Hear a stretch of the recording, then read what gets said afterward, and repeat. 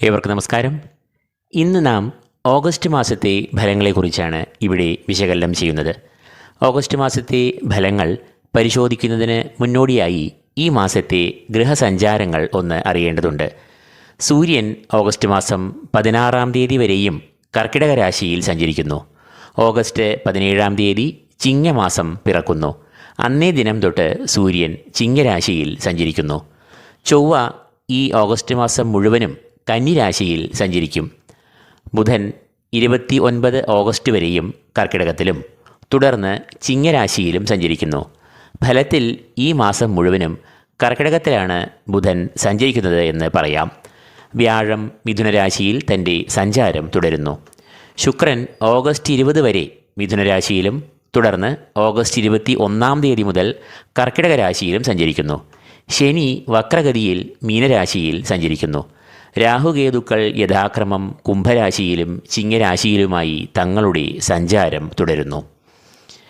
ഈ മാസം സംഭവിക്കുന്ന വലിയൊരു സവിശേഷത എന്നത് ദേവഗുരുവായ വ്യാഴവും അസുരഗുരുവായ ശുക്രനും മിഥുനരാശിയിൽ യോഗം ചെയ്ത് സഞ്ചരിക്കുന്നു എന്നതാണ്. ഈ യോഗം ഓഗസ്റ്റ് 20 വരെയും ഉണ്ടാകുന്നു. ചില രാശിക്കാർക്ക് ഈ യോഗം വളരെ ശ്രേഷ്ഠമായ ഗുണാനുഭവങ്ങളെ നൽകുകയും ചെയ്യുന്നു. അപ്പോൾ മേൽപ്പറഞ്ഞ ഗ്രഹസഞ്ചാരങ്ങളുടെ ഫലമായി ഓരോ രാശിജാതർക്കും ഓഗസ്റ്റ് മാസം അനുഭവത്തിൽ വരാൻ ഇടയുള്ള ഫലങ്ങൾ നമുക്ക് പരിശോധിക്കാം. കന്നിക്കൂർ, ഉത്രം, മുക്കാൽ, അത്തം, ചിത്തിര ആദ്യ പകുതി എന്നീ നക്ഷത്രങ്ങളാണ് ഈ കൂറിൽ വരുന്നത്. സൂര്യൻ ഈ കൂറുകാരുടെ 11, 12 എന്നീ ഭാവങ്ങളിൽ കൂടിയാകും ഈ മാസം സഞ്ചരിക്കുക. സർവാഭീഷ്ടസ്ഥാനം എന്ന് അറിയപ്പെടുന്ന 11-ാം ഭാവത്തിൽ കൂടി സൂര്യൻ സഞ്ചരിക്കുന്നത് ഈ കൂറുകാർക്ക് വളരെയധികം ഗുണാനുഭവങ്ങളെ നൽകുന്നു. പ്രധാനമായും ഈ കൂറുകാർക്ക് സാമ്പത്തികമായ പുരോഗതി, സാമ്പത്തികമായ പ്രതിസന്ധികളിൽ നിന്നും മോചനം, ധനലാഭം, ബിസിനസ്സിൽ പുരോഗതി, ലാഭം എന്നിവയെല്ലാം ഉണ്ടാകും. കൂടാതെ ഈ കൂറുകാർക്ക് കാര്യവിജയം, അഭീഷ്ടസിദ്ധി എന്നിവയും ഈ സമയത്ത് സൂര്യൻ നൽകും. ശാരീരികമായ ആരോഗ്യം, മനസ്സുഖം, കുടുംബത്തിൽ ക്ഷേമം, സൗഖ്യം എന്നിവയും ഈ സമയത്ത് ഉണ്ടാകുന്നതാണ്. ഉദ്യോഗാർത്ഥികൾക്കും വിദ്യാർത്ഥികൾക്കും ഈ സമയം വളരെ മികച്ചതാകും. സൂര്യൻ ഈ കൂറുകാരുടെ രാശാധിപൻ ആകയാലും ആ സൂര്യൻ സ്വക്ഷേത്രത്തിൽ സഞ്ചരിക്കയാലും ഇവർക്ക് മാസത്തിൻ്റെ ആദ്യ പകുതി സൂര്യൻ്റെ ആനുകൂല്യത്താൽ വളരെ മികച്ച അനുഭവങ്ങൾ ഉണ്ടാകുന്നതാണ്. എന്നാൽ 17-ാം തീയതിയോടുകൂടി സൂര്യൻ ഈ കൂറുകാരുടെ 12-ാം ഭാവത്തിലേക്ക് പ്രവേശിക്കുമ്പോൾ ഈ ആനുകൂല്യങ്ങൾ കുറയും. കാരണം 12-ാം ഭാവം എന്നത് സൂര്യൻ്റെ ഇഷ്ടഭാവം അല്ല. ചിലവുകളുടെ ഭാവമെന്ന് അറിയപ്പെടുന്ന 12-ാം ഭാവത്തിൽ സൂര്യൻ സഞ്ചരിക്കുമ്പോൾ അത് അമിതമായ ചിലവുകൾ, ധനനഷ്ടം എന്നിവയ്ക്ക് കാരണമാകാം.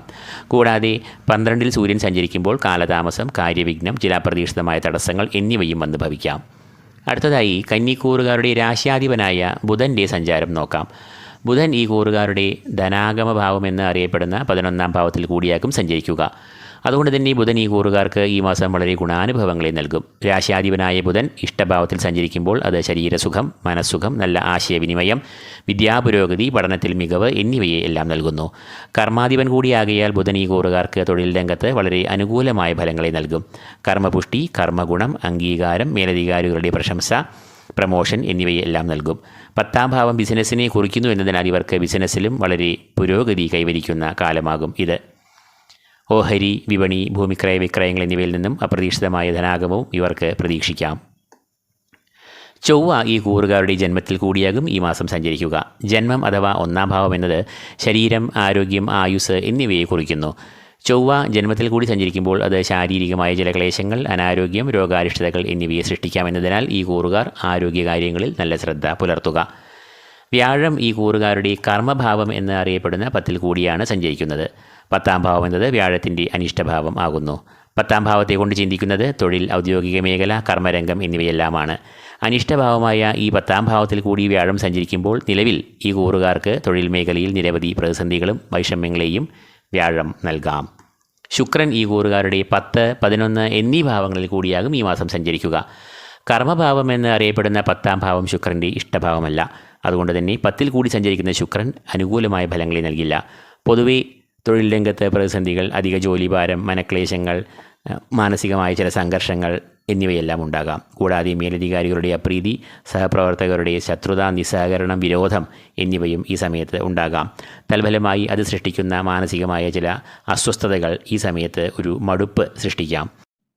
എന്നാൽ തുടർന്ന് ഓഗസ്റ്റ് മാസം 21 മുതൽ ശുക്രൻ ഈ കൂറുകാരുടെ സർവാഭീഷ്ട സ്ഥാനമായ 11-ാം ഭാവത്തിൽ കൂടി സഞ്ചരിക്കുമ്പോൾ ശുക്രൻ ഈ കൂറുകാർക്ക് വളരെ ഗുണാനുഭവങ്ങളെ നൽകും. 11-ാം ഭാവം എന്നത് സർവാഭീഷ്ട സ്ഥാനം, സർവകാര്യ വിജയങ്ങളുടെ ഭാവം, ധനാഗമങ്ങളുടെ ഭാവം എന്നീ പേരുകളിൽ അറിയപ്പെടുന്നു. തൽഫലമായി ഈ കൂറുകാരുടെ 11-ൽ സഞ്ചരിക്കുന്ന ശുക്രൻ ഈ കൂറുകാരുടെ ആഗ്രഹം പൂർത്തീകരിക്കുന്നു. ഇവർ തുടങ്ങിവെച്ച് സഫലമാക്കുവാൻ കഴിയാത്ത സംരംഭങ്ങളും പ്രവർത്തികളും തടസ്സങ്ങൾ നീങ്ങി ലക്ഷ്യത്തിൽ എത്തുന്നു. കൂടാതെ ഈ കൂറുകാർക്ക് പല സ്രോതസ്സുകളിൽ നിന്നും ധനാഗമം വന്നു ചേരുവാനുള്ള സാധ്യതകളും ഈ സമയത്ത് അധികരിച്ചിരിക്കും. ചിട്ടി, ഓഹരി, ലോട്ടറി, ഭൂമിക്രയ വിക്രയങ്ങൾ എന്നിവയിലൂടെ ഇവർക്ക് ലാഭം ഉണ്ടാകാനുള്ള സാധ്യതകൾ ഏറെയാണ്. ഒരിക്കലും അനുകൂലമാകില്ല എന്ന് വിചാരിച്ചിരുന്ന അവസരങ്ങൾ പോലും ഇവർക്ക് അനുകൂലമായി വരും. കൂടാതെ ഇവർ ഈ സമയത്ത് ഏർപ്പെടുന്ന പ്രവൃത്തികൾ ലക്ഷ്യത്തിലും വിജയപ്രാപ്തിയിലും എത്തും. കർമ്മരംഗത്തെ ആലസ്യം, അസംതൃപ്തി എന്നിവ ഒഴിഞ്ഞ് ഇവർക്ക് ഉണർവ്, ഓജസ്, സഹപ്രവർത്തകരുടെ സഹകരണം, മേലധികാരികളുടെ പ്രീതി എന്നിവയും ഉണ്ടാകും. ബിസിനസ്സിലും ഈ സമയത്ത് പുരോഗതി, വളർച്ച, ലാഭം എന്നിവ ഉണ്ടാകുന്നതാണ്. കുടുംബജീവിതത്തിലും ഇവർക്ക് ഐക്യം, സുഖം, സന്തോഷം എന്നിവ ശുക്രൻ പ്രദാനം ചെയ്യും. ശനി നിലവിൽ ഈ കൂറുകാരുടെ 7-ാം ഭാവത്തിൽ കൂടിയാണ് സഞ്ചരിക്കുന്നത്. അതായത് ഈ കൂറുകാർ 2.5 വർഷം നീളുന്ന കണ്ടകശനിയിൽ കൂടി നീങ്ങുന്നു. 7-ാം ഭാവം എന്നത് കളത്രഭാവം എന്ന് അറിയപ്പെടുന്നു. പ്രണയം, വിവാഹം, ദാമ്പത്യം എന്നിവയെ എല്ലാം കുറിക്കുന്ന ഭാവമാണ് 7-ാം ഭാവം. ശനി ഈ ഭാവത്തിൽ കൂടി സഞ്ചരിക്കുമ്പോൾ അത് ഈ ഭാവത്തെ പ്രതികൂലമായി ബാധിക്കാം. അതായത് ദാമ്പത്യ ജീവിതത്തിൽ പ്രതിസന്ധികൾ, കളത്ര പുത്രവിരഹം, കുടുംബത്തിൽ അസ്വാരസ്യങ്ങൾ, അപവാദം എന്നിവയെല്ലാം വന്നു ചേരാവുന്ന കാലമാണ് ശനി ഈ 7-ാം ഭാവത്തിൽ കൂടി സഞ്ചരിക്കുന്ന കാലം. എന്നാൽ നിലവിൽ ശനി വക്രഗതിയിൽ സഞ്ചരിക്കുന്നതിനാൽ കന്നിക്കൂറുകാർക്ക് വളരെ ആശ്വാസവും അനുഗ്രഹവുമാകുന്നു. തൽഫലമായി പ്രധാനമായും പ്രണയ ദാമ്പത്യ ബന്ധങ്ങളിൽ നിലനിന്നിരുന്ന അസ്വാരസ്യങ്ങളും പ്രതിസന്ധികളുമെല്ലാം നീങ്ങുന്നു. കുടുംബത്തിൽ ഐക്യം, സമാധാനം, ക്ഷേമം എന്നിവ കൈവരുന്നു. കുടുംബാംഗങ്ങൾ, ബന്ധുക്കൾ എന്നിവരുമായി ഊഷ്മളമായ ബന്ധം പുലർത്തുവാനാകുന്നു. കൂടാതെ തൊഴിൽ രംഗത്ത് നിലനിന്നിരുന്ന പ്രതിസന്ധികൾ അകലുകയും തൊഴിൽപരമായി ഉയർച്ച, സഹപ്രവർത്തകരുടെ സഹകരണം, മേലധികാരികളുടെ പ്രീതി എന്നിവ കൈവരികയും ചെയ്യും.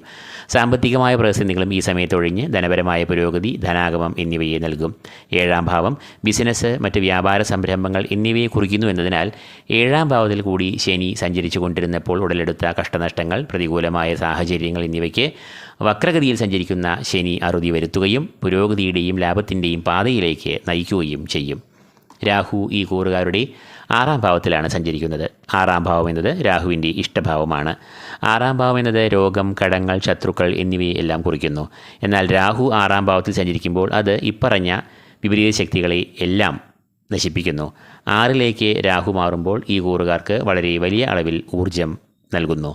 ഏത് പ്രതിസന്ധികളെയും വെല്ലുവിളികളെയും ഈ കൂറുകാർ നേരിടുന്നു. ശത്രുക്കൾ നിഷ്പ്രഭർ ആകുന്നു. തൽഫലമായി ഈ കൂറുകാർക്ക് മത്സര പരീക്ഷകളിലും ബിസിനസ്സിലും വ്യവഹാരങ്ങളിലും വിജയം കൈവരിക്കുവാനാകുന്നു. തൊഴിൽ രംഗത്ത് നേട്ടങ്ങൾ, പ്രമോഷൻ, അംഗീകാരം, വിദേശത്തെ തൊഴിലവസരങ്ങൾ എന്നിവയെല്ലാം ഉണ്ടാകും. കൂടാതെ ഈ സമയത്ത് രോഗമുക്തി, ആരോഗ്യം എന്നിവ കൈവരും. കടബാധ്യതകൾ, സാമ്പത്തികമായ പ്രതിസന്ധികൾ എന്നിവയിൽ നിന്നും മുക്തി ഈ കൂറുകാർക്ക് ലഭിക്കുന്നതാണ്. അടുത്തതായി കേതുവിൻ്റെ നില പരിശോധിക്കാം. കേതു ഈ കൂറുകാരുടെ 12-ാം ഭാവത്തിലാകും ഈ മാസം സഞ്ചരിക്കുക. 12-ാം ഭാവം എന്നത് കേതുവിൻ്റെ അനിഷ്ടഭാവമാകുന്നു. ചെലവിൻ്റെ ഭാവം എന്ന് അറിയപ്പെടുന്ന 12-ാം ഭാവത്തിൽ കേതു സഞ്ചരിക്കുമ്പോൾ അത് അധിക ചെലവുകൾ, പാഴ്ചെലവുകൾ, ദുർവ്യയം എന്നിവയെ ഉണ്ടാക്കാം. എന്നാൽ അതേസമയം 12-ാം ഭാവം മോക്ഷത്തിൻ്റെയും ഭാവമാകയാൽ ആത്മീയമായ വിഷയങ്ങളിൽ താൽപ്പര്യം, തീർത്ഥാടനം എന്നിവയിൽ ഇവർക്ക് ആഗ്രഹം ഉണ്ടാകും. വിദേശത്ത് പോകുവാനായി താൽപ്പര്യമുള്ളവർക്ക് ഈ സമയം ഏറെ അനുയോജ്യമാകുകയും ചെയ്യും. അപ്പോൾ കന്നിക്കൂറുകാർക്ക് ഈ മാസം ബുധൻ, രാഹു എന്നിവർ പൂർണ്ണമായും, സൂര്യൻ വക്രസഞ്ചാരത്താൽ ശനി എന്നിവർ ഭാഗികമായും ഗുണാനുഭവങ്ങളെ നൽകുന്നു. എന്നാൽ ചൊവ്വ, വ്യാഴം, കേതു എന്നിവർ പ്രതികൂലരായും ഭവിക്കുന്നു. സൂര്യൻ, രാശിയാധിപനായ ബുധൻ, ശുക്രൻ എന്നിവർ ഈ കൂറുകാരുടെ 11-ാം ഭാവത്തിൽ സഞ്ചരിക്കുന്നു എന്നതിനാൽ ഈ കൂറുകാർക്ക് സാമ്പത്തികമായ പ്രതിസന്ധികൾ ഉണ്ടാകില്ല. എന്നാൽ അതേസമയം 12-ലെ സൂര്യനും കേതുവും സഞ്ചരിക്കുന്നു എന്നത് ധനക്രയവിക്രയങ്ങളിലും ചെലവുകളിലും ഒരു ജാഗ്രത പുലർത്തണമെന്നും ഈ കൂറുകാരെ ഓർമ്മിപ്പിക്കുന്നു. ഇതോടുകൂടി ഈ വീഡിയോ ഇവിടെ പൂർണ്ണമാകുന്നു. ഈ വീഡിയോ നിങ്ങൾക്ക് പ്രയോജനകരമായെങ്കിൽ ലൈക്ക് ചെയ്യുക, ഷെയർ ചെയ്യുക. കൂടാതെ ഈ ചാനൽ സബ്സ്ക്രൈബ് ചെയ്യാത്തവർ സബ്സ്ക്രൈബ് ചെയ്യുക. ഏവർക്കും ഈശ്വരകടാക്ഷങ്ങൾ നേർന്നുകൊണ്ട് നിർത്തുന്നു. നന്ദി, നമസ്കാരം.